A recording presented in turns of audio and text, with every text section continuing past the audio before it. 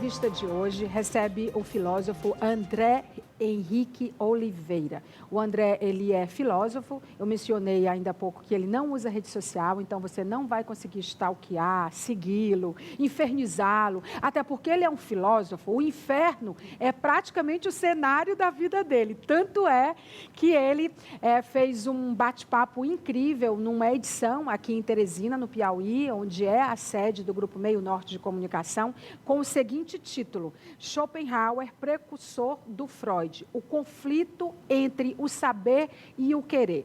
E o Schopenhauer era um cara pessimista. Freud, eu acho um cara oportunista. Como é que se encontram o pessimista e o oportunista? Bom, a partir daqui, quem vai explicar é o meu convidado, que é graduado e mestre em filosofia pela Universidade Federal do Piauí, doutor em filosofia pela Universidade Federal do Ceará. Em 2019, ele foi fazer um intercâmbio em Berlim, voltou mais louco ainda depois desse intercâmbio, louco no bom sentido, é claro. É autor de 4 livros e de vários artigos publicados em periódicos, revistas, publicações de modo geral, acadêmicos na área de filosofia. Um deles, Materialismo Agônico, Corpo, Mente e Matéria na Filosofia de Schopenhauer.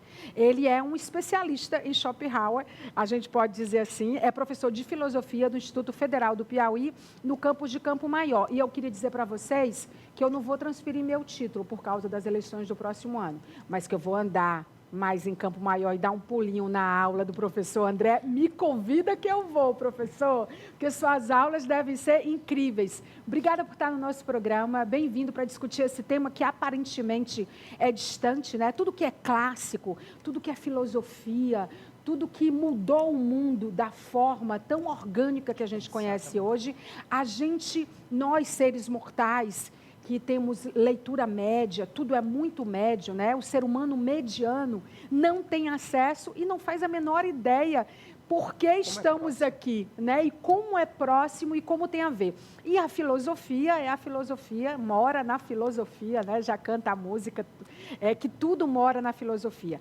Mas esse tema que você traz é incrível. Mas antes, super bem-vindo, obrigada pelo seu tempo. Eu que agradeço pela oportunidade de poder estar aqui e conversar sobre esses temas, Às vezes a gente que escreve fica muito solitário, Muito afastado do mundo cotidiano, entre aspas, normal, escrevendo essas coisas, mas, como você mesma disse, são coisas que têm muito a ver com o nosso dia a dia, com o nosso cotidiano, com o que nós somos, com aquilo que nós somos.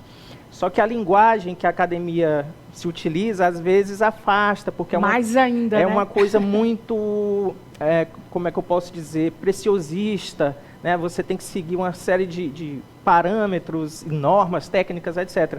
Então, a gente procura fazer, de alguma maneira, que aproxime mais do público. Tanto é que o livro que eu publiquei antes desse foi o Raul Seixas e a Filosofia, que é um trabalho de popularização da filosofia, de mostrar como, através das letras de um cantor popular, você encontra discussões dos teóricos, dos filósofos do mundo ocidental. E olha, o professor André trouxe um livro para mim, autografado, e trouxe um para eu dar para quem eu amo. Se você quiser disputar o meu amor, esse pode ser seu, tá bom?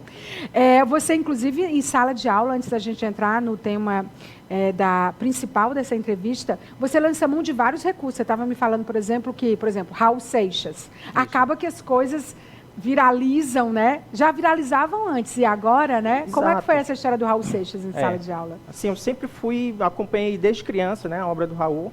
E aí resolvi fazer uma coisa que eu tinha pensado desde a época da graduação, que foi escrever um livro que popularizasse aquelas discussões filosóficas mais abstratas. E aí eu encontrei no Raul Seixas um artista que já fazia isso de forma proposital, porque, lendo alguns livros sobre a vida dele, ele dizia claramente que na verdade, a música era um meio que ele utilizava, um instrumento para passar as ideias dele.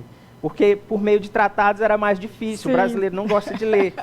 Então, por meio da música ia ficar mais fácil.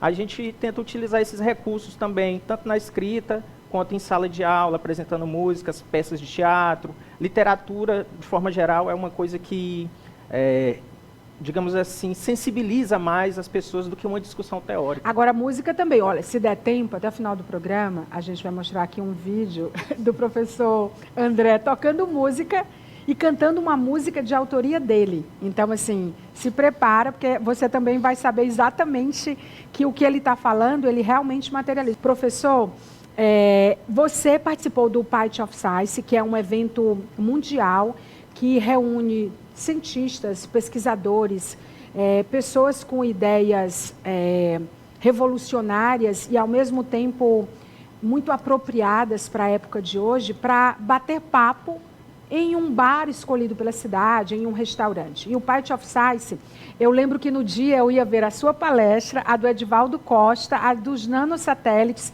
e eu pensei assim, eu não tive como ir. Eu falei, cara, se Maomé não vai até a montanha vai até Maomé. Até falei para você que eu sempre, quando eu digo, ou o inverso. Eu até falei para você, deixa ela fechar aqui para a gente contar aqui direito. Obrigada, Tatiana. Eu sempre fiquei confusa o que era mais importante, se era Maomé ou era a montanha, né?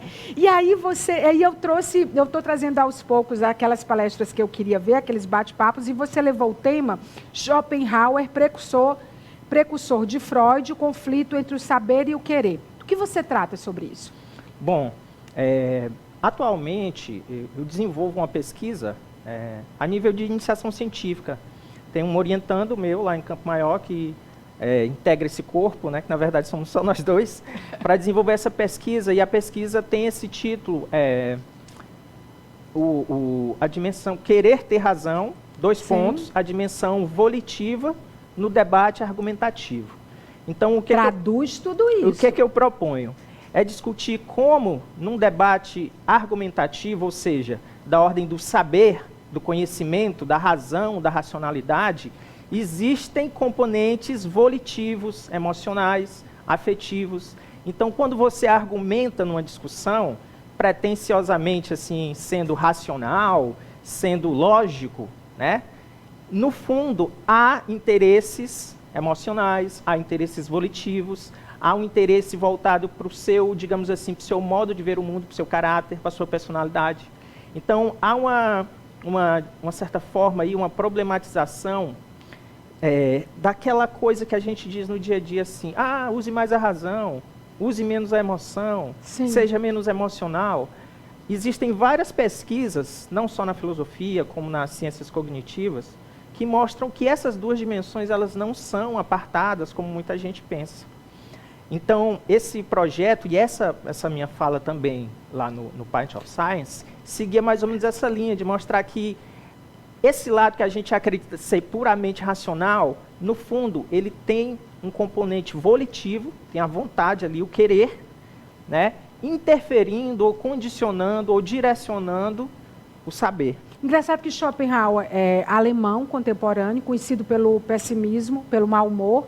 Isso. Freud é austríaco, né? Isso. Austríaco, Viena, exatamente, de Viena. E que o Freud acabou lançando mão de várias coisas no decorrer da jornada dele. Ele um pouco era um oportunista, embora seja incrível. Calma, freudianos. Não fale. A gente aqui reconhece toda a santidade de Freud.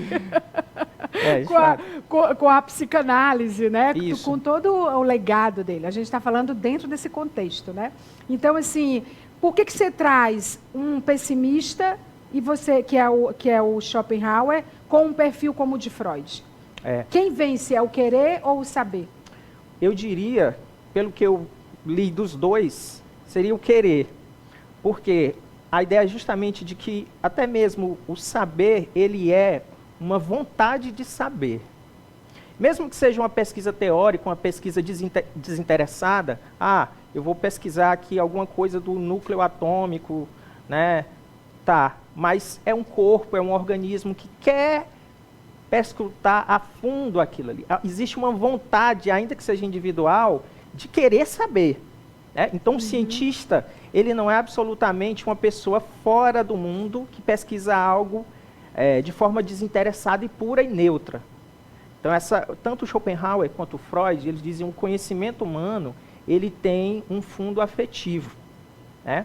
E aí, no Pint of Science, a minha fala também foi no sentido de mostrar que o Freud, digamos assim, se apropriou de algumas ideias do Schopenhauer.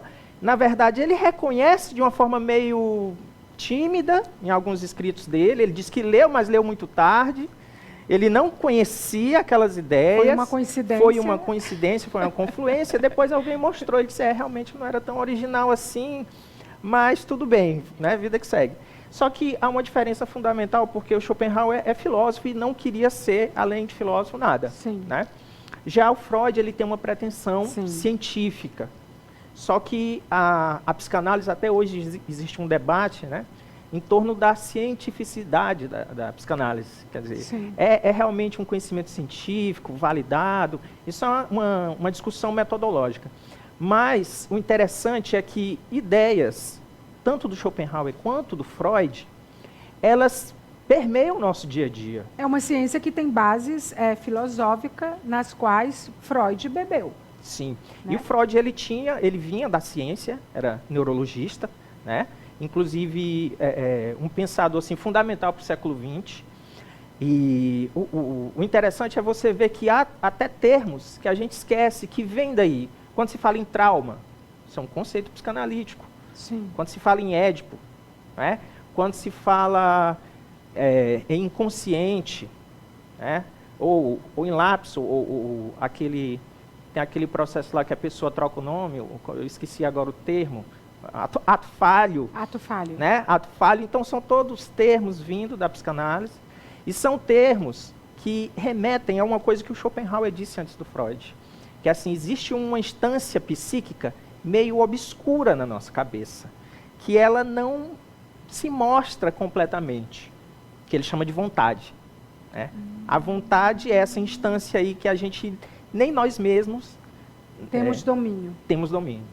Engraçado que Schopenhauer também dizia que a arte, que é uma forma especial de conhecimento, pode também ser considerada ciência. Ao mesmo tempo que ele era considerado pessimista, ele tinha umas tiradas sensacionais, né? Tinha. Porque, ele nos levava a pensar o que a gente diz hoje. Defina a ciência, defina a arte, defina a psicanálise. E hoje, particularmente, onde esses universos estão todos juntos e misturados, né?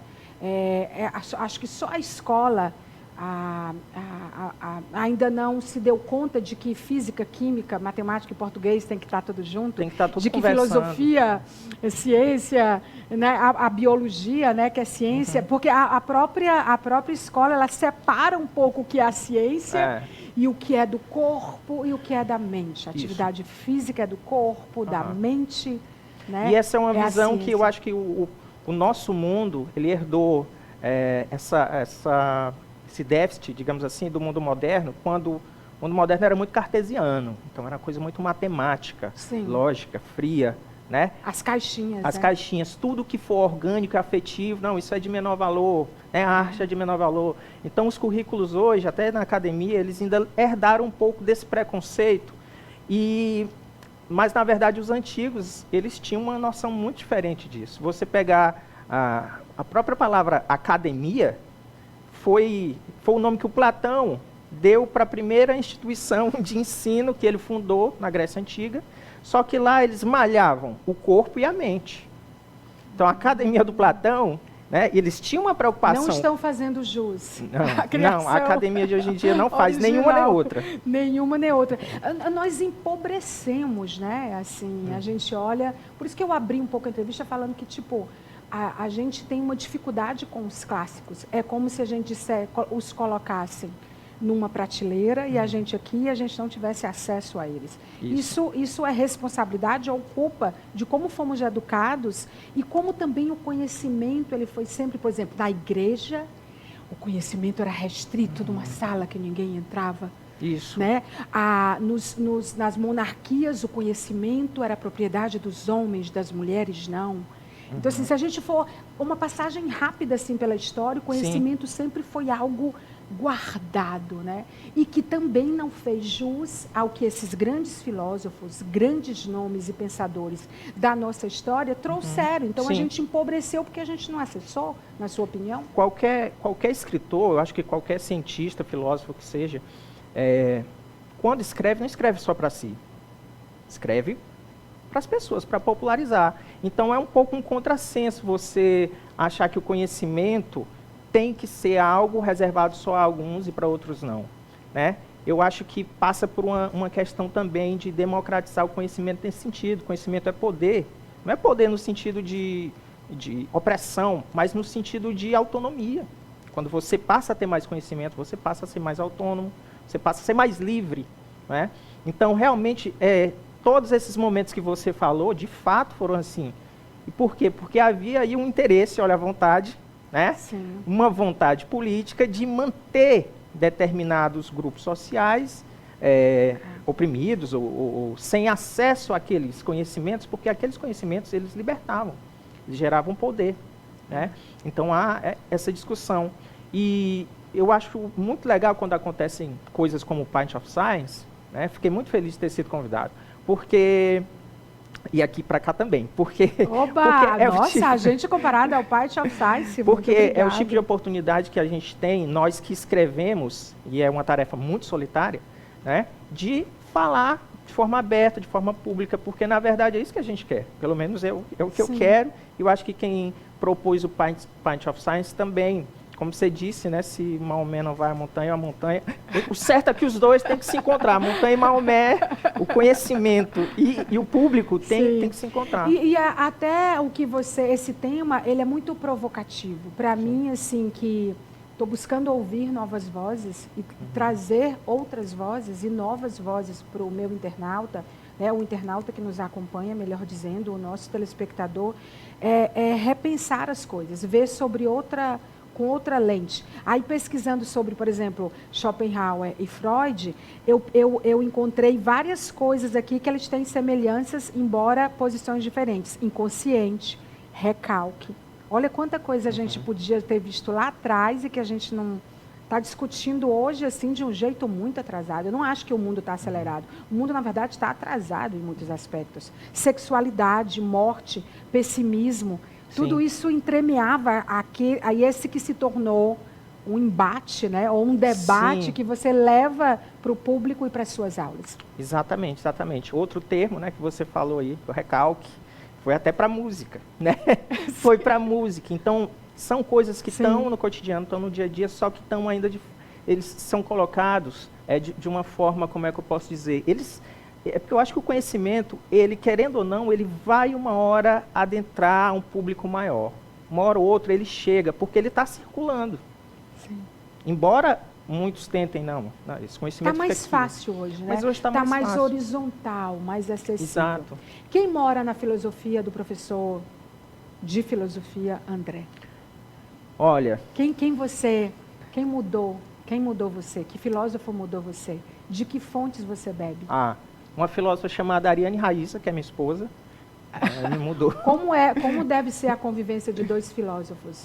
Vocês devem passar a noite conversando, né? Todo mundo Vocês problematizam muito? Todo mundo pensa isso. Assim, teve uma vez que a gente teve uma discussão um pouco, uma diatribe, assim, porque eu disse que o Freud ele tinha uma importância maior do que o Sartre para o pensamento filosófico, e ela não gostou, e aí acho que foi a última briga. Qual foi o argumento dela? Não lembro. Foi a última vez, né? Isso foi semana passada, gente. Porque deve ter pra caramba, né, embate. Deve ser muito louca a convivência de vocês, no bom sentido. Né? Fala muito rica. Mas além dela, tem alguém que é contemporâneo? Porque a gente está falando de filósofos, de séculos atrás, né? Sim. Atualmente, existem uns filósofos que têm chamado muito minha atenção. Tem um Byung-Chul Han, que é um filósofo sul-coreano, radicado na Alemanha. Hoje ele é professor em Berlim, né? Ele saiu da Coreia do Sul, foi estudar na Alemanha e lá ficou. E ele tem sido assim um grande... os livros dele vendem feito água, né? Vendem bastante, até porque ele criou uma estratégia muito legal também de aproximar a filosofia. Os livros dele são fininhos, são rápidos de ler, embora não fáceis. Não são fáceis, mas são fininhos, aí já evita aquele medo, já facilita, né? Já facilita. E ele é alguém que trabalha muito, as pesquisas, o que ele escreve é muito sobre o uso da tecnologia, o uso de mídias sociais, né? A Sociedade do Cansaço é um livro dele bastante conhecido. Sim. Que A Sociedade do Cansaço, então é o autor de A Sociedade do Cansaço? Isso. Que Nossa, fala... foi muito lido. Exato. Ficou na lista dos mais lidos do mundo por bastante tempo. Ainda hoje é um livro muito procurado exatamente. e muito revelador. Que fala sobre problemas atuais, burnout, né? Que é o esgotamento, depressão, ansiedade. Como a influência desse modo de vida em que você se tornou um explorador de si mesmo, né? Todo mundo se explora o tempo todo, de uma forma que você esgota, né? Você se esgota. Eu acho também, tem um filósofo da ciência argentino chamado Mário Bunge, que faleceu há pouco tempo, mas também tem uma obra, até na própria filosofia da ciência, muito desconhecida assim, para a importância da discussão que ele traz. E é também alguém que... Ele era físico e filósofo. Quem é ele? Mário Bunge. É argentino. Né? Quem mais hoje aqui? Bom, tem outros nomes. Tem mulheres. Mulheres. Eu tô tentando lembrar Além aqui. da sua esposa? Bom, eu estou tentando lembrar algum nome de filósofo. Engraçado que no passado, enquanto você lembra, porque, gente, aqui é assim, a gente conversa e não estava escrito nas estrelas. Sim. As entrevistas do Falando Nisso não estão escritas nas estrelas. Depois elas vão. Então não tem nada combinado, assim, muito. É a conversa que vai levando. Mas se a gente olhar para o passado, não tinha também mulheres, né, filósofas? Ou tinham poucas, outra coisa interessante, volta esse tema da vontade, agora para usar um termo nietzschiano, a vontade de poder, e num sentido já mesmo de opressão, porque sempre existiram filósofas. Ocorre que foram silenciadas. Né? Hoje há vários grupos, na verdade, que estudam filosofia e a contribuição das mulheres para a história da filosofia. Minha esposa, inclusive, faz parte de que é o GENF, que é Grupo de Estudos Independente, Mulheres e Filosofia. São professoras de vários estados. Inclusive, lançaram um livro, acho que ano passado, que chama O que os filósofos pensavam sobre as mulheres. E o que eles pensavam sobre as mulheres? Não eram coisas boas. Não eram? Não eram. Inclusive, o próprio Schopenhauer era altamente misógino. Né? Era altamente misógino. Bom saber. Nietzsche também, Freud também, eu acho que ele figura lá nesse livro, assim, falando umas coisas sobre... Então, é uma coisa, é um tema muito interessante, muito importante também para hoje, porque para quebrar essa ideia de que não existem cientistas na história, não existem filósofos na história, sempre existiram. Só que elas eram silenciadas. Eram silenciadas, elas não apareciam, não tinham voz. Elas não tinham voz. Hoje em dia, no Brasil, há também algumas pessoas que conseguiram destaque, né? A Djamila Ribeiro, né? A própria Marilena Chaui, que já há um bom tempo eu acho que é uma grande referência aqui na filosofia no Brasil. A Lélia Gonzalez também, né? Que é o feminismo negro. Então, há filósofos. Teve uma filósofa chamada Angela Davis, que é norte-americana, fez até parte das Panteras Negras. Sim. Ela veio ao Brasil e ela mesma falou assim, olha, eu não entendo como eu tenho que vir aqui ao Brasil para falar coisas que a Lélia Gonzalez falava aqui para vocês. Tapa eu na que cara tenho que aprender com a Lélia Gonzalez. Um tapa na nossa cara, assim, um socozinho rápido, um UFC Combat. Né? Tipo, por que eu tenho que vir aqui? Né? Você falou sobre tecnologia antes, e sobre tecnologia é impressionante como a filosofia... Eu acho que a filosofia entrou pouco no debate sobre inteligência artificial e sobre tecnologia. Assim, não que eu acho que ela não entrou de jeito nenhum, mas ainda não chegou ao alcance disso virar uma conversa.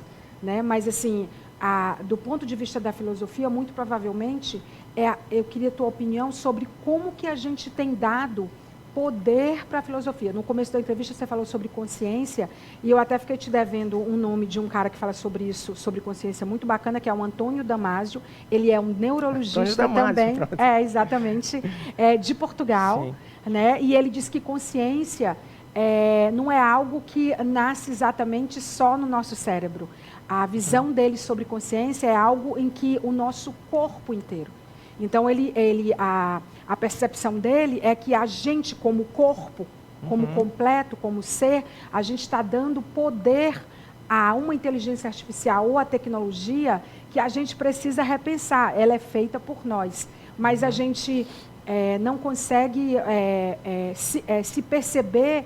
A nossa perspectiva em relação à tecnologia, ela é muito limitada, ou ela dá poder demais à tecnologia, porque a gente não tem essa consciência, né? Sim. E aí eu queria que você falasse um pouco sobre isso. O Antônio Damasio, inclusive, é um dos, eu diria, não só cientistas, eu acho que ele já até ultrapassou essa coisa do cientista empírico que trabalha só no laboratório. Hoje eu acho que ele já é um pensador mesmo.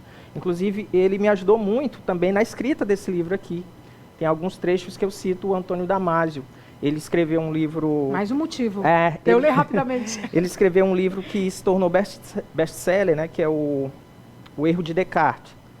O Erro de Descartes, Razão, Sim. Emoções e Cérebro Humano. Esse é famoso demais. Isso. E, de fato, o ser humano ainda se maravilha muito com essa coisa da inteligência artificial e deposita, às vezes, nela uma esperança de que ela vai resolver determinados problemas. Ou atribui a ela uma culpa que ele está dando poder para ela resolver. Uma responsabilidade em cima da máquina, né? Para Sim. a máquina, sobre aquilo que seria a responsabilidade dele mesmo. Sim. Né? E assim, é um campo que a filosofia está se apropriando agora. Já existem alguns estudos de filosofia sobre inteligência artificial e a ponte para chegar até aí foi uma outra área que a gente chama de filosofia da mente. Né? Por quê? Porque durante muito tempo a noção de mente foi dominada pelo cartesianismo, pela aquela razão matemática cartesiana. Aparentemente óbvia. Aparentemente óbvia e que separa razão e emoção, razão e corpo, né? Pensamento e organismo. Então, essa visão de mente, como se ela fosse só algo no cérebro e não no corpo como um todo, ela dominou. Só que a crítica, inclusive, é o que eu tento trazer de contribuição, é dizer assim, o Schopenhauer ele tem uma contribuição nessa crítica, de mostrar que não, essa racionalidade ela não é superior, ela não é algo apartado do corpo, ela é integrada ao corpo, ela está no corpo. Sabe aquela frase do Pascal, né, que era um filósofo do século, acho que 18, o coração tem razões que a própria razão desconhece. Né? Essa é clássica. O Damasio, ele parafraseia isso de uma forma brilhante, ele diz assim, o organismo tem razões que a própria razão desconhece. Né? O organismo também tem valores que a própria razão não reconhece de imediato. Então, a filosofia da mente, já com essa nova concepção de que corpo e mente são integrados. Será que o organismo está se tornando mais inteligente? Não sei. Olha, separando de novo as coisas aqui. Não, Maia, não.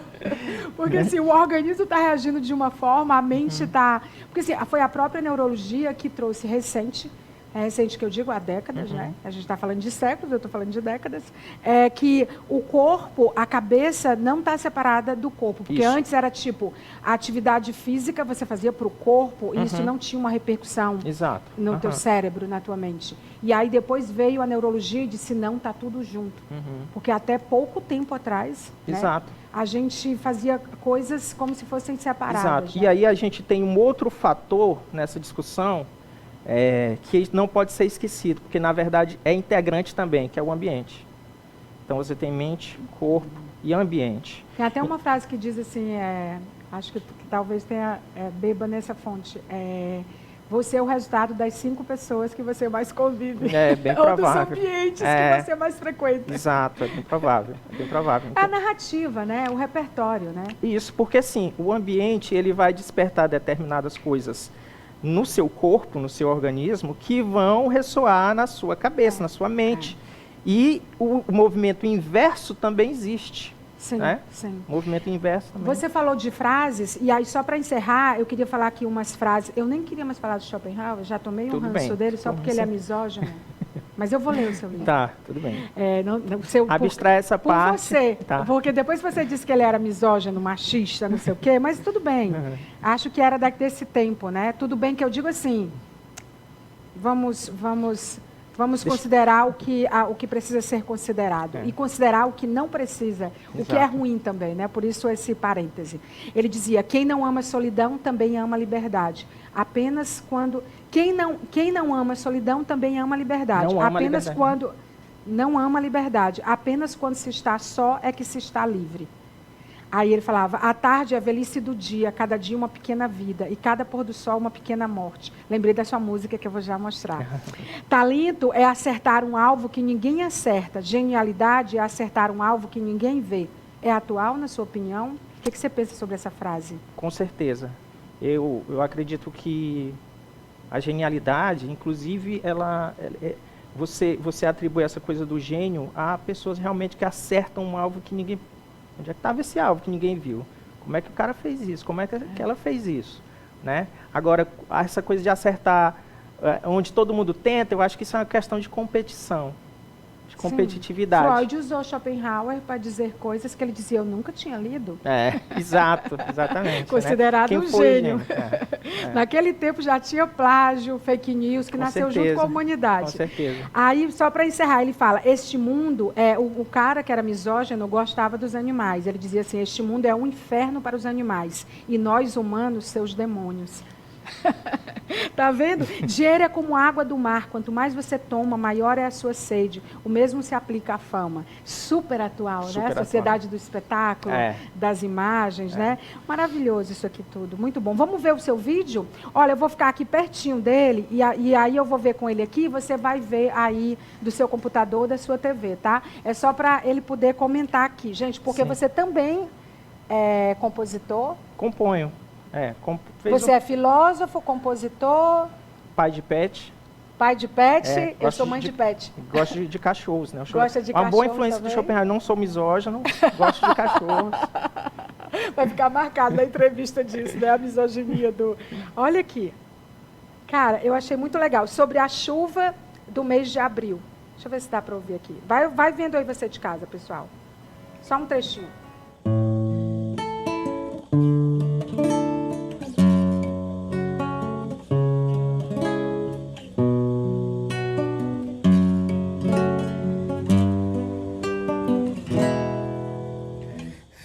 Mais bonito pra chover quando o nublado céu esconde o que ao fundo Deus criou. Fico ao teu lado na janela procurando alguma estrela que ilumine a minha dor. O céu fica bonito pra chorar quando o nublado eu perco o rumo e esqueço até quem sou. Com algo preso na garganta eu atravesso a ponte etérea que teu olho me mostrou. Mas se ninguém pode enxugar a chuva, por que é que eu deveria enxugar tuas lágrimas? Veja, meu bem, a vida continua.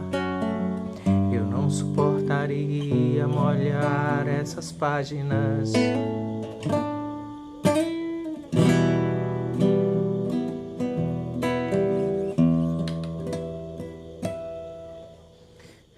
Mais nublado quando o céu condensa nuvem, sobrevoa o raio do transferidor, levando embora permaneça a chuva na minha cabeça sobre o livro do Rambo. A nuvem entristece quando o sono me esquece sobre a cama sem aquela que mandou. Perder o medo de viver, pois quando a chuva quer chover, o guarda-chuva autorizou. Mas se ninguém pode enxugar a chuva, por que é que eu deveria enxugar tuas lágrimas? Veja, meu bem, a vida continua. Eu não suportaria molhar essas páginas.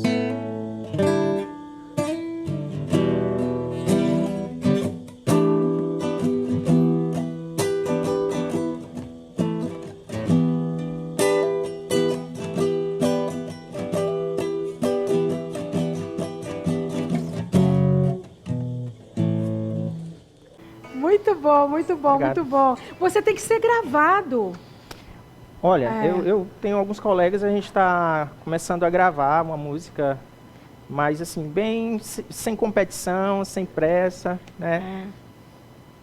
Enfim, Daqui a pouco vai sair alguma música. Daqui a pouco vai sair. Quando você vai me convidar para ver uma aula em Campo Maior? Como é que são os teus alunos de filosofia lá no IFP de Campo Maior? Eu sou professor tanto na parte do ensino médio quanto no superior, né? Superior, ministro de Filosofia da Educação, Introdução à Filosofia. Deve ser genial ver uma aula sua. No integrado, a nova base curricular ela está um pouco confusa ainda, essa coisa do novo ensino médio tá bem punk, assim, tá tenso, né?